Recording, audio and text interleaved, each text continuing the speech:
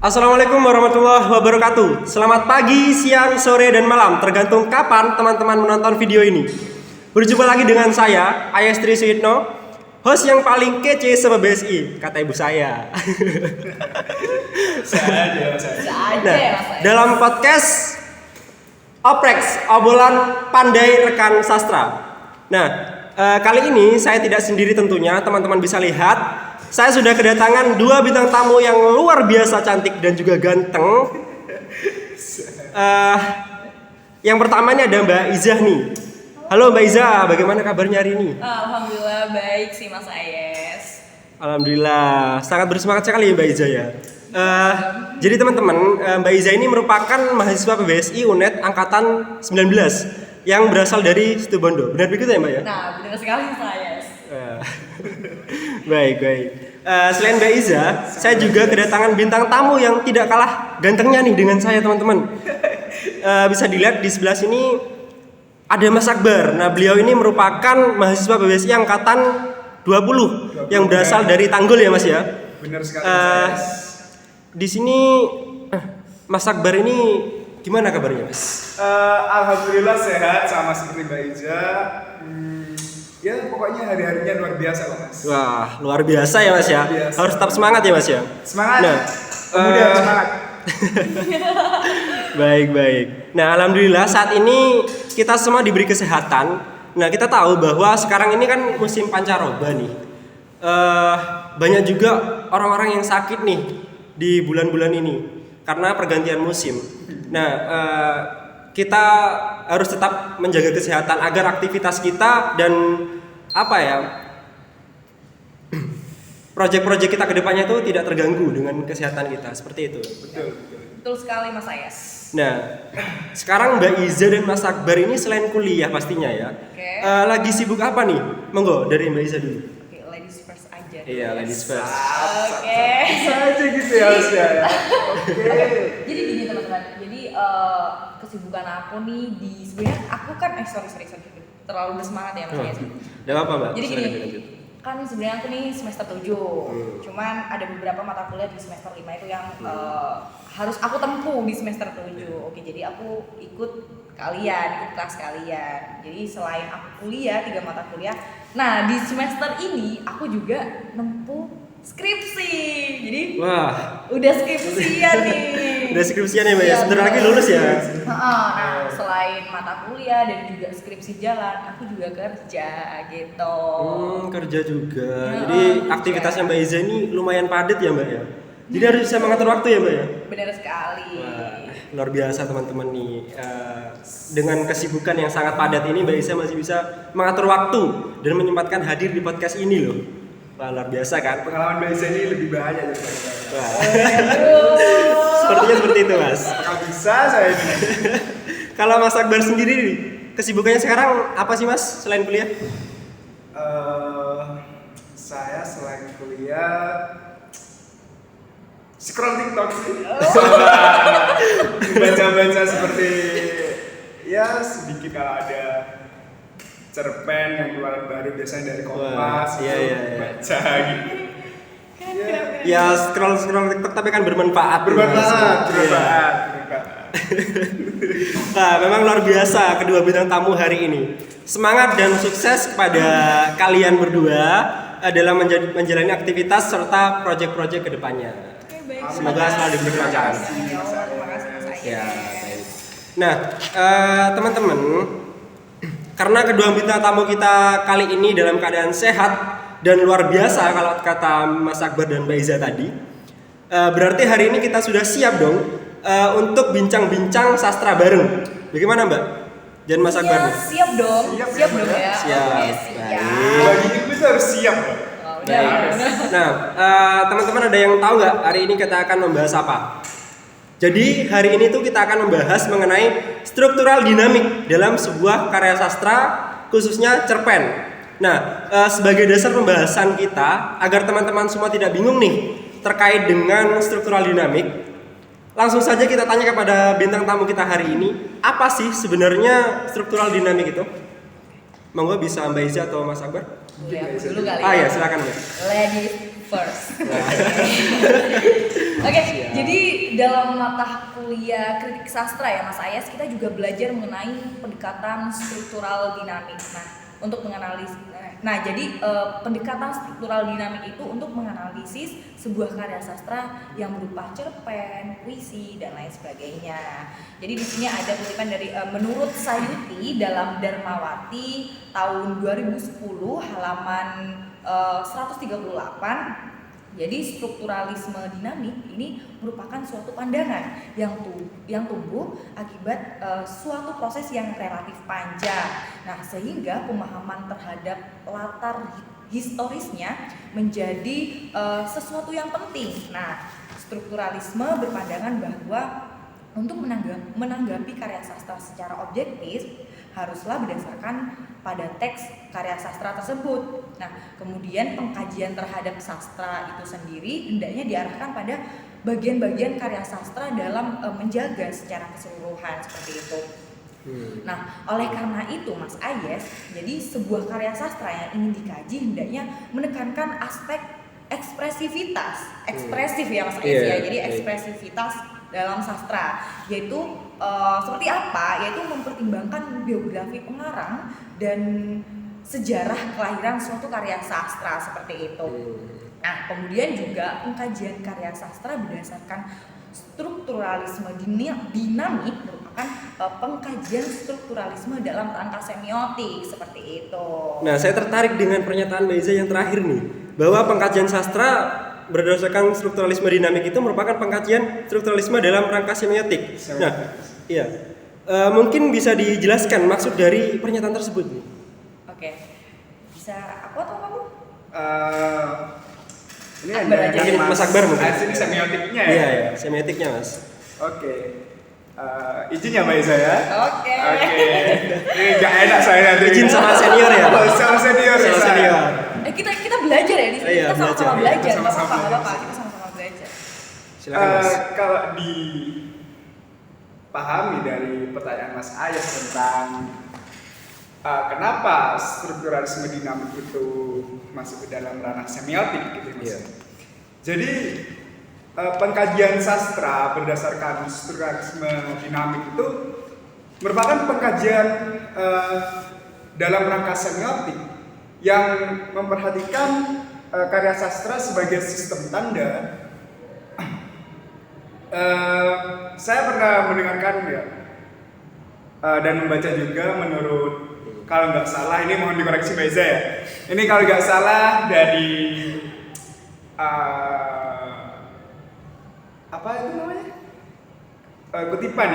kutipan dari Darmayanti pada tahun 2010 bahwa karya sastra mempunyai dua fungsi, yaitu yang pertama bersifat otonom, yang artinya tidak menunjuk di luar.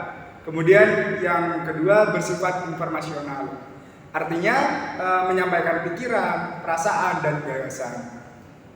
Kedua sifat tersebut saling berkaitan sehingga karya sastra selalu dinamis. Pernyataan di atas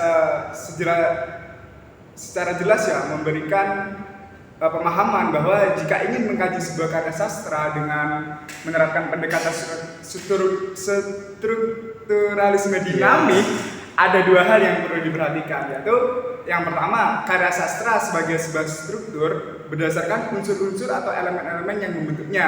Kemudian yang kedua, karya sastra berkaitan dengan pengarang, realitas, dan pembacanya. Gitu Mas saya. Dari pendekatan strukturalisme dinamik yang katanya saya ada dua hal yang perlu diperhatikan, itu memiliki keterkaitan Mas Ayas antara yang satu dengan lainnya. Iya Mas.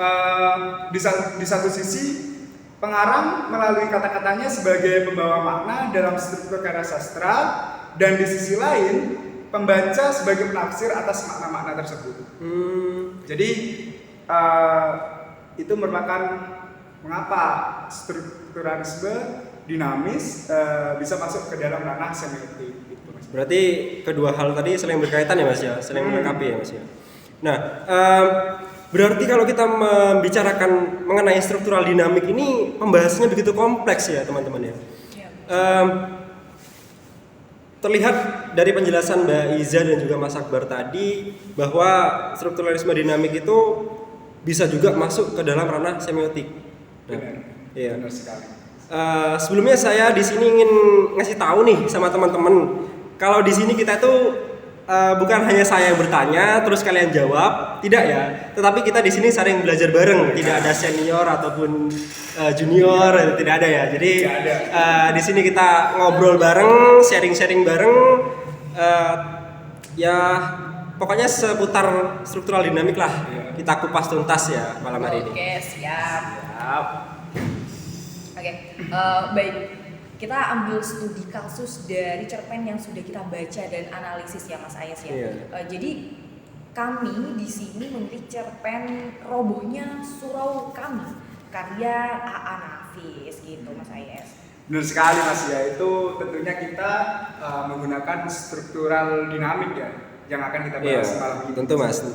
Nah, teman-teman, kali ini kita akan membahas cerpen menggunakan pendekatan struktural dinamik yang telah dianalisis oleh Mbak Iza dan juga Mas Akbar. Nah, perlu kita ketahui bahwa cerpen Robohnya Surau Kami karya A.A. Nafis ini merupakan suatu cerpen yang sangat menarik teman-teman.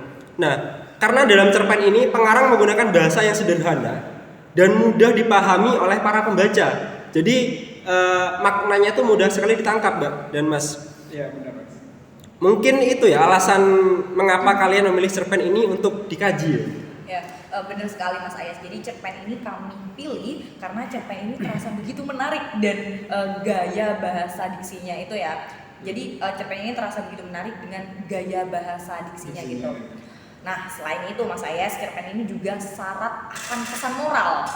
Banyak pelajaran hidup yang bisa kita ambil dari cerpen ini. Nah, itu biasanya tuh kayak Sindiran-sindiran keras. Nah, sindiran-sindiran khas dari sang penulis juga cukup mengena di hati para pembacanya gitu ya. Terutama sindirannya akan sifat manusia yang egois. Nah, biasanya kan manusia itu kan egois gitu kan. Benar. Itu sudah sifat alamiah manusia. Sepertinya Mbak Iza terlalu sakit dengan kata egois ya saya. Oke, lanjut ya. Oke, Lanjut. jadi terutama sindiran akan sifat manusia yang egois. Nah, hanya yang mementingkan diri sendiri hingga melupakan orang-orang di sekitarnya gitu Mas Ayas. Benar. Benar yang diomongin oleh Mbak Iza tadi ya, bahwa pengarang menggunakan bahasa yang sederhana dan mudah dipahami. Itu kalau menurut saya sih hukumnya wajib ya bagi para pembaca yang ingin melihat karya sastra itu dengan enak gitu ya, dengan baik gitu. Kami dalam menganalisis mengulik cerpen ini itu mengambil struktural dinamiknya menggunakan metode deskriptif analitik. Benar begitu ya Mbak Isa ya? Oh ya. Jadi dengan metode deskriptif analitik ini pasti ada tahapannya dong untuk mencapai hal tersebut. Pasti kan Mas? Pasti Mas. Iya. Nah, kalau boleh tahu nih, apa tahap-tahap kalian yang telah dilalui nih dalam mengkaji cerpen Robohnya Surau Kami ini? Oke, jadi benar itu semua juga ada tahapannya. Nah, yang pertama itu kami mengumpulkan bahan penelitian Mas Ayas. Nah, kemudian yang kedua kami juga membaca bahan kepustakaan yang merupakan objek dari penelitian. Lalu yang ketiga kami membuat catatan penelitian berupa data-data yang dibutuhkan Mas Ayas. Nah, di tahapan yang terakhir ini adalah mengolah data-data ke dalam bentuk analisis ini Mas gitu. Oh, lumayan banyak juga ya tahapannya ya Mbak Isa ya. Jika kita ingin menggunakan metode ini dalam mengkaji karya sastra. Baik. Apalagi Mas, strukturalisme dinamik ini. Pak saya jadi gugup di sini ya. Mungkin karena Karena dingin ini ya. banget gitu ya. Banget gitu. Jadi nggak biasanya saya ngomong gugup lagi bareng kakak-kakak yang sangat berpotensial sekali seperti ini.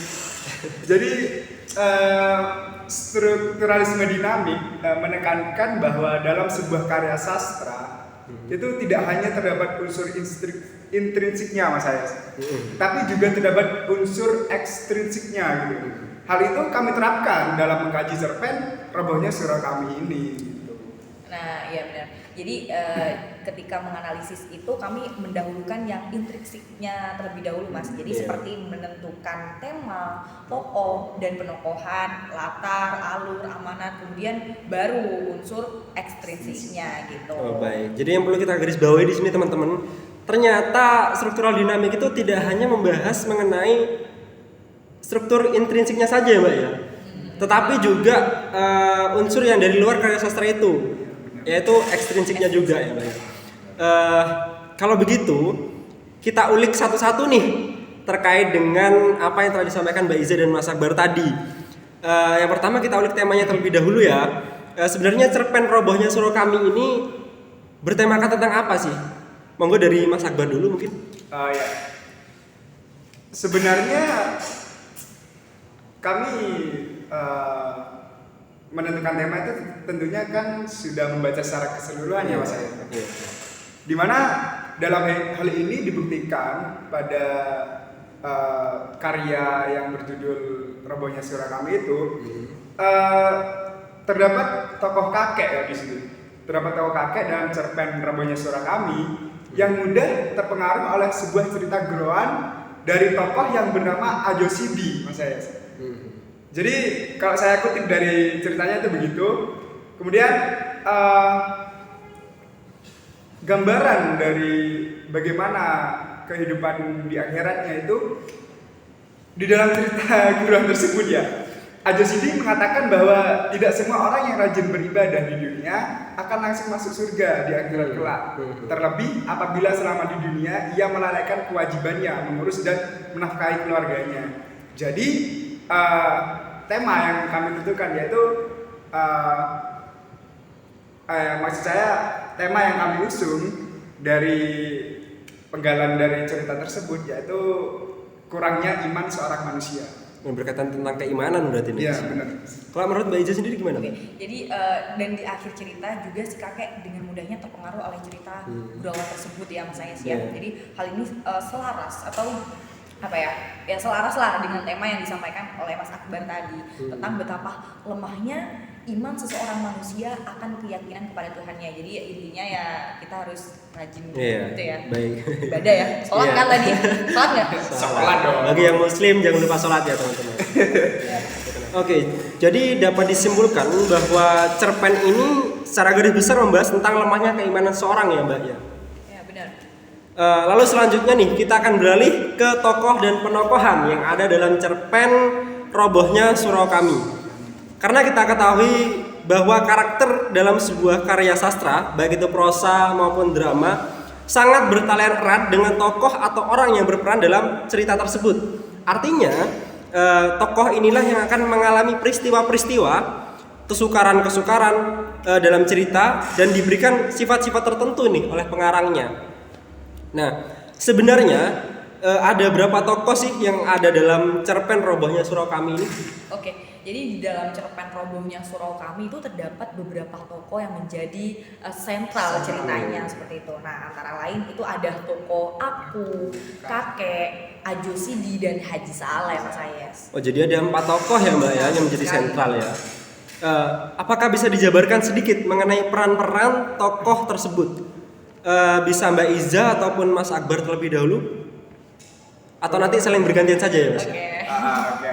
Biar saya aja dulu. Oh ya, silakan Mas. Ya, yang pertama di situ pastinya yang keluar dulu di novel itu terdapat tokoh aku Mas. Tokoh aku. Yang memulai kisah cerita di mana pengarang memberikan karakter yang dapat membuka cerita secara keseluruhan gitu. Membuka kisah secara keseluruhan. Di situ ada kutipan cerita. Kalau Mas Ais ingat kan sudah saya kasih kan? Sudah di-share. Iya. Novel tersebut. Iya. Di situ ada kutipan yang membuktikan bahwa tokoh aku itu merupakan pembuka ceritanya. Di mana kutipan tersebut kalau nggak salah berisi di dalam ceritanya itu ada kalimat tidak pernah aku melihat kakek begitu durja dan belum pernah salamku tak disahutinya. Seperti saat ini kemudian aku duduk di sampingnya dan aku jamah pisau itu. Dan aku tanya kakek, pisau siapa kek? Rasa penasaranku pun semakin menggelayuti, semakin nyinyir pula aku bertanya pada kakek. Itu merupakan yang saya omong tadi itu merupakan kutipan ya, kutipan dari novel tersebut yang membuktikan bahwa tokoh aku itu menjadi kisah pertama dalam novel tersebut. Selain pembukaan cerita, tokoh aku ini juga memiliki sifat yang begitu ingin tahu. Kepo gitu ya Mas? Kepo bener. Kalau bahasa sekarang itu kepo aja. Urusan orang lain ya. Tokoh aku ini dalam cerita ini merupakan seorang pemuda desa, seorang pemuda desa yang rasa ingin tahunya itu sangat tinggi, tetapi juga pendengar yang sangat baik. Meskipun dia tukang kepo gitu, cuman dia tuh pemuda yang apa ya, dapat pendengar yang baik dari orang lain gitu. Sedikit ada kontradiksi di sini. Dia tuh sangat penasaran dengan kisah perubahan wajah kakek yang biasanya sangat bersahabat dan ramah padanya. Tetapi di cerita itu digambarkan suatu hari dia melihat kakek itu murung dan durja gitu. Karena rasa penasarannya inilah akhirnya ia bertanya begitu banyak pada kakek, selayaknya seorang polisi yang menginterogasi pelaku kejahatan gitu. Lalu keponya dia itu apa ya? Berbanding lah dengan iya benar-benar. Iya, menjadi pendengar yang baik juga ya Mas ya. Nah, kemudian ada tokoh kakek nih, Mas Ayas. Jadi tokoh ini adalah seorang lelaki tua yang renta. Dia tuh yang mengabadikan dirinya sebagai penjaga surau atau biasa disebut garin ya Mas Ayas ya. Jadi berkaitan dengan hal itu berikut terdapat ada beberapa maksud saya tuh ada kutipan dari cerpen Robohnya Surau yang menunjukkan karakter tokoh kakeknya. Jadi seperti ini. Jadi sebagai penjaga surau, kakek tidak mendapat apa-apa. Ia hidup dari sedekah yang dipungutnya sekali sejumat. Nah, sekali 6 bulan ia mendapat 1/4 dari hasil pemunggahan ikan mas dari kolam itu, dan sekali setahun orang-orang mengantarkan fitrah id kepadanya. Tapi sebagai garin ia tak begitu dikenal.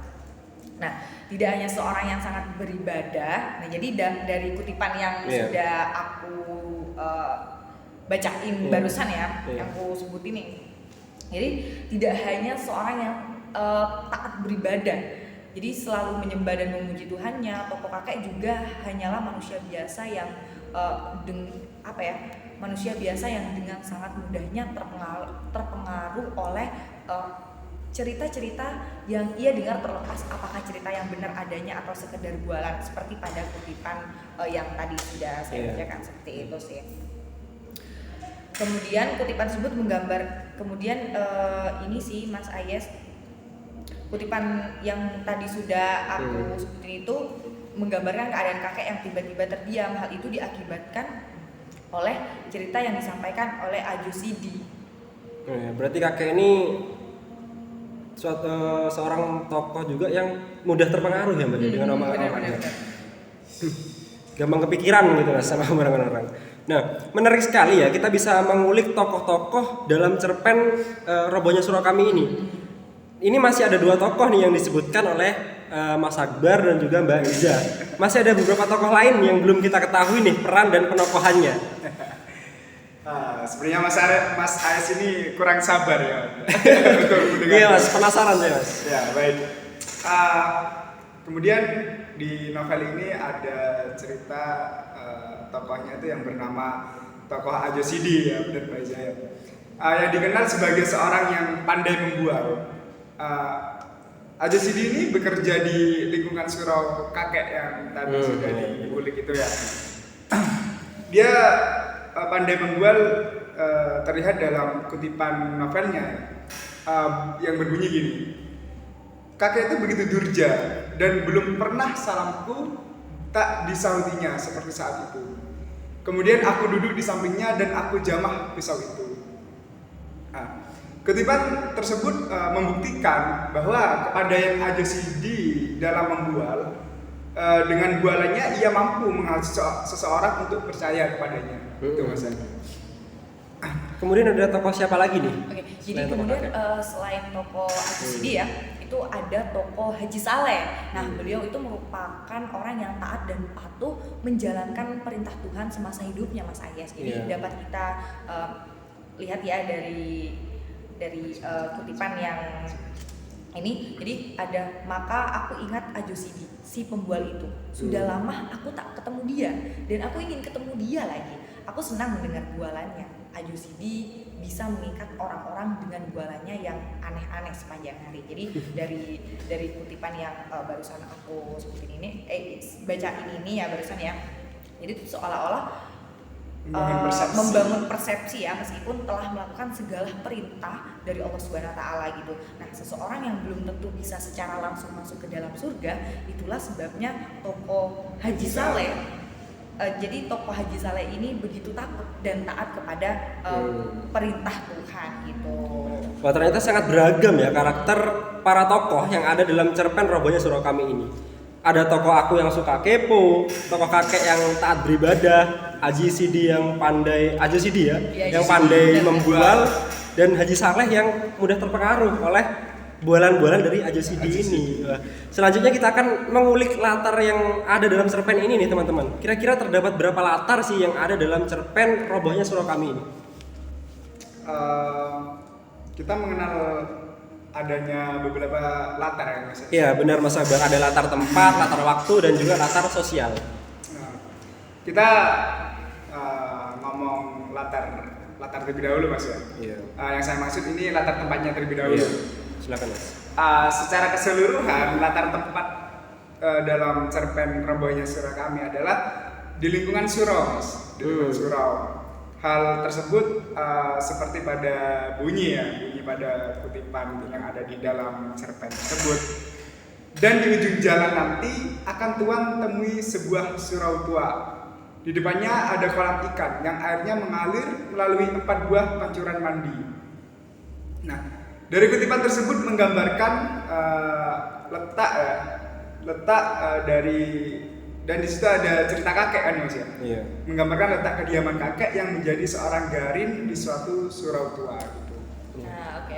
Jadi selanjutnya itu mengenai latar waktunya ya Mas Ais ya. Jadi latar waktu pada cerpen Robohnya Surau Kami ini tidak dijelaskan secara eksplisit oleh pengarang ya. Jadi namun terdapat implikasi rentetan peristiwa yang terjadi pada cerpen Robohnya Surau Kami gitu ya. Jadi ada kutipan dari cerpen ini, jadi bunyinya gini, pada suatu waktu jika Tuhan datang sekarang hanya akan menjumpai gambaran yang mengesankan suatu kebencian yang bakal roboh.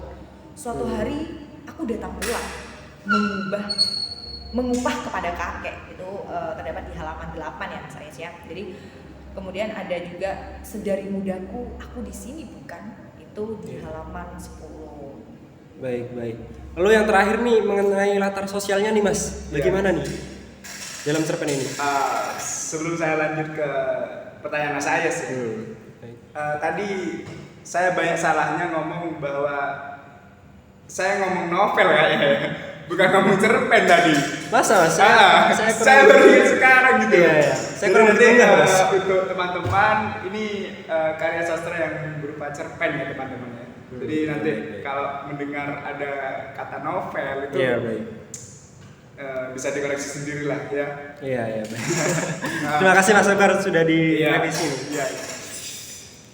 Lanjut di latar sosialnya ya Mas ya. Latar sosial yang digambarkan oleh pengarang pada cerpen Robohnya Surau Kami adalah gambaran masyarakat yang masih menjunjung tinggi nilai-nilai sosial seperti saling tolong menolong antar sesama. Yang saya omongkan dari latar sosial ini tentunya ada kaitannya pada kutipan ya Mas.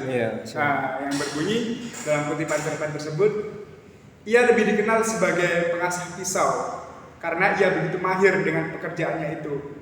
Orang-orang suka minta tolong kepadanya, sedang ia tak pernah meminta imbalan apa-apa gitu Mas. Seperti itu Mas. baik. dari latar sosial. Baik teman-teman. Sudah lengkap ya, pengarang menggambarkan latar dalam cerpen ini, baik latar tempat, latar waktu dan juga sosialnya bahkan. Nah selanjutnya mengenai alur cerita nih, cerpen Robohnya Surau Kami ini menggunakan alur cerita yang bagaimana nih Mbak? Oke. Jadi alur pada cerpen Robohnya Surau Kami ini menggunakan alur mundur, jadi flashback gitu ya.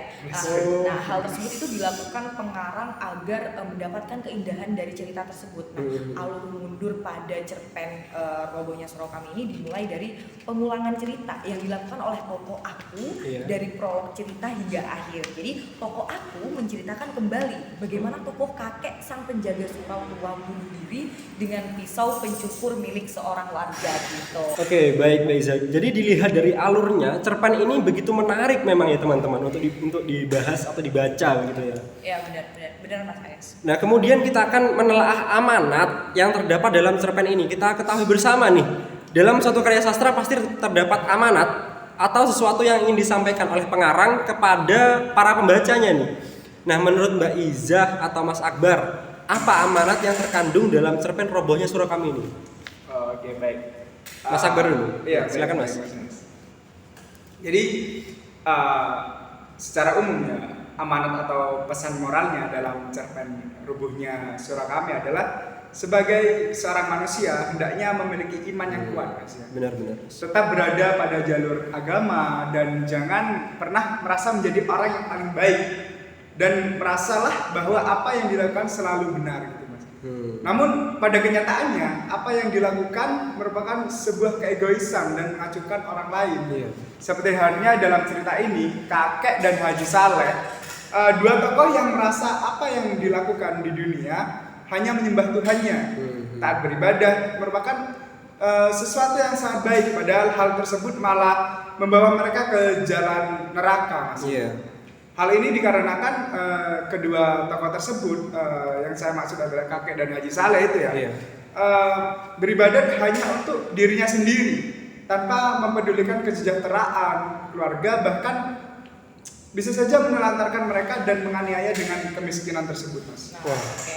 Jadi selain itu ya Mas Ayas ya, jadi tokoh kakek dalam cerpen ini tidak patut untuk ditiru. Jadi yaitu menyelesaikan masalah dengan bunuh diri. Kenapa tidak patut ditiru? Jadi yaitu tadi menyelesaikan masalah dengan bunuh diri. Nah, alangkah baiknya kita sebagai manusia yang berakal dan berbudi tidak boleh serta-merta menerima informasi dari orang lain secara keseluruhan tanpa ditelaah dan dipikirkan terlebih dahulu seperti itu Mas Ayas.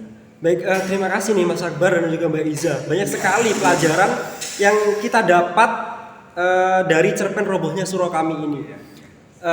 Tadi sudah disampaikan pentingnya keimanan dan tidak mudah menelan secara mentah-mentah ya omongan orang lain tanpa kita mengetahui kebenarannya terlebih dahulu, seperti itu.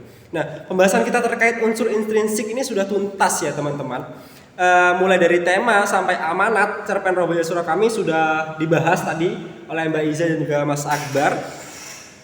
Seperti yang sudah Mbak Iza katakan tadi bahwa selain unsur intrinsiknya, cerpen Robohnya Surau Kami ini juga akan ditelisik unsur ekstrinsiknya. Artinya unsur yang dari luar karya sastra itu. Tentunya pembahasannya akan semakin menarik nih teman-teman untuk kita ikuti. Saat ini kita akan mengkaji kehidupan sosial budaya pengarang, latar belakang sosial dan juga sejarahnya nih yang turut mengkondisikan karya sastra saat diciptakan oleh pengarang. Nah, Mbak Iza dan Mas Akbar, bagaimana sih sebenarnya kehidupan sosial dari seorang A. Nafis ini sebagai pengarang dari cerpen Robohnya Surau Kami? Mbak Iza atau saya? Mas Akbar dulu. Oh, saya. Kehidupan sosial dari seorang A.A. Nafis ini ya, dia mempunyai nama panjang yaitu Haji Ali Akbar Nafis. Nama panjangnya sendiri yaitu Ali Akbar Nafis ya. Atau lebih dikenal dengan nama A.A. Nafis. Adalah seorang sastrawan dan budayawan terkemuka di Indonesia. Beliau lahir pada tanggal 17 November tahun 1924 di Padang Panjang, Sumatera Barat. Kelahiran Sumatera Barat ya. Ia menjadikan menulis sebagai alat dalam kehidupannya, Mas. Karyanya itu sudah terkenal ya. Ada cerita pendek, maksud saya karya yang terkenal salah satunya itu cerita pendek robohnya surah kami ini. Yang sedang kita bahas ini ya Mas? Nah, sedang kita bahas ini. Nafis ini merupakan sosok yang ceplas-ceplos Mas, apa adanya gitu orangnya. Kritik sosialnya mengalir apa adanya untuk membangunkan kesadaran setiap pribadi agar hidup lebih bermakna gitu Mas. Ia selalu mengatakan yang hitam itu hitam dan yang putih itu putih. Dia itu apa ya? Pengkoreksiannya dalam negeri ini cukup apa ya? Kuat ya. Cukup kuat. Saya dia itu amat gelisah jika melihat negeri ini digerogoti para koruptor gitu Mas. Berbeda dengan kebanyakan putra Minangkabau yang yang senang merantau seperti itu. Dan juga A.A. Nafis ini telah apa ya? Memateri dirinya untuk tetap tinggal di tanah kelahirannya gitu Mas. Iya. Ia berpendapat bahwa merantau hanyalah soal pindah tempat dan lingkungan gitu. Tetapi yang menentukan keberhasilan tetaplah kreativitas gitu. Dilihat dari kehidupan sosialnya, rupanya Haji Ali Akbar Nafis nih ya Mas ya, merupakan sosok yang tegas dan memiliki prinsip yang kuat ya Mas. Benar sekali Mas Ayes. Selain itu pemikiran beliau ini juga sangat kritis gitu. Dibuktikan dengan kritik sosial pada karya-karya sastranya gitu Mas. Baik. Nah selanjutnya saya beralih ke Mbak Iza nih. Terkait dengan latar belakang sosial dari A. Nafis sendiri itu bagaimana Mbak? Oke. Jadi A.A. Nafis ini merupakan seorang seniman yang perspektif pemikirannya jauh ke depan gitu ya Mas ya. Jadi karyanya Robohnya Surau Kami juga mencerminkan perspektif pemikiran ini. Nah, yang roboh itu bukan dalam pengertian fisik, tetapi tata nilai ya. Jadi hal yang terjadi saat ini di negeri ini, sekarang ya memang sosok budayawan yang besar, kreatif, produktif, konsisten dan jujur pada dirinya sendiri. Maka dari itu saya sangat setuju dengan apa yang dikatakan Mas Akbar tadi. Jadi jika A.A. Nafis ini memiliki pemikiran yang kritis dan luas Mas Ayas. Oh baik. Begitu luar biasa ya teman-teman kalau dilihat dari penjelasan Mas Akbar maupun Mbak Izah tadi terkait sosok di balik cerpen Robohnya Surau Kami ini. Nah, yang terakhir terkait dengan sejarahnya nih. Kita ketahui bahwa sehubungan dengan kehidupan sosial dan latar belakang sosial, tema yang muncul dalam karya A. Nafis ini biasanya bernafaskan kedaerahan dan juga keagamaan sekitar masyarakat Minangkabau. Seperti yang diketahui bahwa strukturalisme dinamik ini juga menekankan pada unsur ekstrinsik dari karya sastra. Dalam bagian analisis strukturalisme dinamik akan dibahas tentang simbol-simbol yang diungkapkan melalui bahasa juga Mbak. Nah bagaimana nih Mas Akbar dan Mbak Iza memaknai simbol-simbol yang ada dalam cerpen Robohnya Surau Kami ini? Mas Ayes tadi menyinggung tentang bagaimana memaknai simbol-simbol yang ada dalam cerpen Robohnya Surau Kami itu Mas ya. Benar. Dilihat dari judul saja sudah mampu menunjukkan sebuah simbol yang akan diungkapkan di makna dibaliknya Robohnya Surau Kami itu Mas ya. Dari judul ini yang menjadi simbol adalah kata surau Mas. Surau merupakan tempat manusia khususnya umat Islam beribadah seperti sholat, mengaji dan sebagainya Mas ya. Surau itu kan nama lainnya kan masjidnya Mas ya. Iya masjid. Masjid Mas ya. Kalau kita kenal itu masjid sekarang. Masjid. Jadi ketika seseorang lebih sering melakukan ibadah di tempat ini, yang maksud saya ibadah di surau atau masjid ini, maka secara tidak langsung akan diibaratkan seseorang yang sangat kuat imannya Mas. Taat pada perintah Tuhan dan rajin beribadah. Dari judul tersebut menunjukkan tingkat keimanan dan ketakwaan manusia terhadap Tuhannya. Namun keimanan ketakwaan tersebut telah runtuh, jatuh dan tidak dapat bertahan lagi. Roboh yang dimaksud bukannya roboh dalam keadaan fisik yang Mas, melainkan tata nilai dari keimanan dan ketakwaan manusia itu Mas. Berarti roboh di sini cuma sebagai simbol ya Mas ya? Simbol aja. Robohnya nilai-nilai yang dialami tokoh-tokoh itu ya Mas. Oke. bukan robohnya masjidnya. Iya. Bukan. Oke, Jadi oke. itu yang saya maksud tadi. Oke, jadi keruntuhan iman ini ditandai dengan tokoh kakek yang merupakan seorang garin atau marbot ya. Garin itu marbot. Jadi yang merelakan seluruh hidupnya mengurus surau, membangunkan semua orang-orang dengan azan yang dikumandangkan serta kakek ini sangat rajin menyembah Tuhan dengan sholat dan berpuasa. Nah, tetapi nih Mas Ayes, semua itu runtuh dan tidak dapat dipertahankan lagi hanya karena cerita yang menurutnya sangat tidak masuk akal, namun melukai hati gitu ya. Iya. Jadi melukai hati dan pikirannya itu sehingga tokoh kakek ini memutuskan untuk mengakhiri hidupnya dengan bunuh diri. Sayang sekali sih sebenarnya ini bunuh diri Iya. gitu ya. Padahal dalam semua agama bunuh diri adalah perbuatan yang sangat dilaknat Tuhan dan Iya, sanksinya benar-benar. itu akhiratnya itu adalah neraka gitu. Jadi robohnya surau kami ini dapat dimaknai dengan rusak dan jatuhnya keimanan dan ketakwaan manusia hanya karena menyelesaikan masalah dengan jalan sesat dan sangat tidak disukai oleh Tuhan, yaitu dengan bunuh diri itu tadi. Bunuh diri. Ya gitu. Jadi dapat disimpulkan bahwa simbol-simbol yang ada dalam cerpen robohnya surau kami ini sebenarnya merujuk pada hubungan manusia dengan Tuhannya ya, Mas ya. Dan Kurang saya- lebih Ya, seperti benar, itu sih. Iya, baik. Baik, terima kasih Mas Akbar dan juga Mbak Iza yang sudah mau berbagi ilmunya nih dalam bincang-bincang kita hari ini. Banyak sekali ya teman-teman pelajaran yang bisa kita dapat khususnya berkaitan dengan kritik struktural dinamik dalam sebuah karya sastra. Tadi kita juga sudah bersama-sama mengupas tuntas cerpen robohnya surau kami karya Nafis ya, baik dari segi intrinsiknya maupun yang terakhir tadi dari segi ekstrinsiknya. Nah, berakhir sudah perbincangan kita hari ini. Saya harap apa yang telah disampaikan oleh kedua bintang tamu saya hari ini dapat bermanfaat bagi teman-teman semua. Saya selaku host pamit undur diri. Mohon maaf jika ada kesalahan maupun kekurangan dalam podcast kita hari ini maupun juga dalam penyampaian materi. Sampai jumpa di lain waktu. Salam sastra. Salam sastra. Sastra. Wassalamualaikum warahmatullahi wabarakatuh. Waalaikumsalam. Dadah. Terima kasih Mas. Makasih. Iya, terima kasih Mbak. Makasih. Oh ya, makasih.